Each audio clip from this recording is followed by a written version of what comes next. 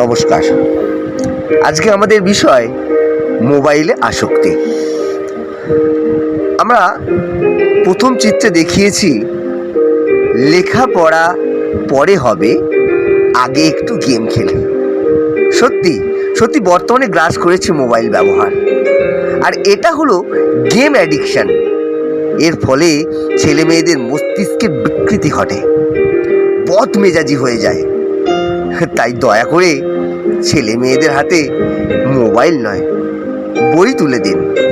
তাতে ওদের ভবিষ্যৎ আরও উজ্জ্বল হবে। 2 নম্বর চিত্রে দেখিয়েছি মোবাইল ব্যবহারের রান্না সব লাটে উঠেছে। দেখি আগে রিলসটা কত ভিউজ, কত লাইক, কমেন্টস হয়েছে। হ্যাঁ, সত্যি সত্যি আমাদের এই স্মার্টফোন যুগে 95% লোক তাদের কাজের সময় নোটিফিকেশন লক্ষ্য করে। এটা কি খুবই প্রয়োজন? আই থিঙ্ক আপনিও তাদের মধ্যে একজন। আর কিছু লোক 5 মিনিটস অন্তর অন্তর নোটিফিকেশন চেক করে, কোনো কিছুই অ্যালার্ট ছাড়াই। ফেসবুকে একটা পোস্ট করেছিল, কতজন দেখলো, কতজন কমেন্ট করলো। আর যত বেশি আপনারা এই ফেক দুনিয়ায় ঢুকবেন, ততই বেশি হার্ট হবেন। সো প্লিজ আপনাদের কাছে রিকোয়েস্ট করছি, এই সোশ্যাল মিডিয়ার সাথে রিয়েলিটি মিডিয়া এক করবেন না।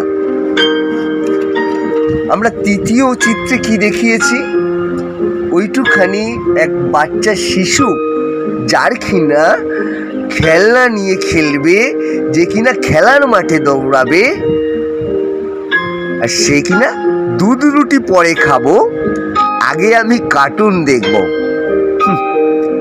সত্যি ভগবান, আসলে সন্তানের মঙ্গলের জন্য বাবা মায়ের সচেতনতা একান্তই জরুরি। এই ফোনটা বাচ্চাদের ব্যবহারের জন্য নয়।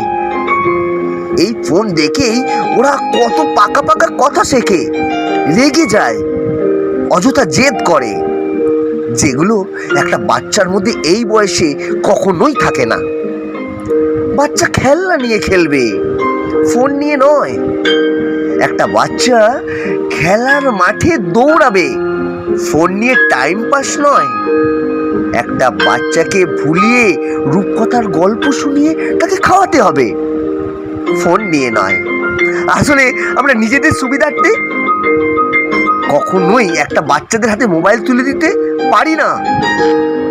বাচ্চার খেলনার জন্য খেলনা দিন, খাওয়ানোর জন্য গল্প বলুন, পড়ার জন্য বই দিন, মোবাইল নয়।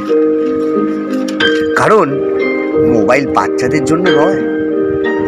মোবাইল দিয়ে আপনি আপনার বাচ্চাকে শারীরিক ও মানসিকভাবে অসুস্থ করে দিচ্ছেন না তো? সত্যি এই মোবাইল অ্যাডিক্টেড থেকে, মোবাইল আসক্তি থেকে আপনারা দূরে থাকুন। ভোর হলো, ফোন খোলো, খোকাখুকি ওঠরে, ওই ডাকে হোয়াটসঅ্যাপ, ফেসবুক করো রে। রবি মামা সেজে ওঠে সেলফির পোজেতে, ছবি তুলে সেন্ড করো গ্রুপ আর পেজেতে। নমস্কার।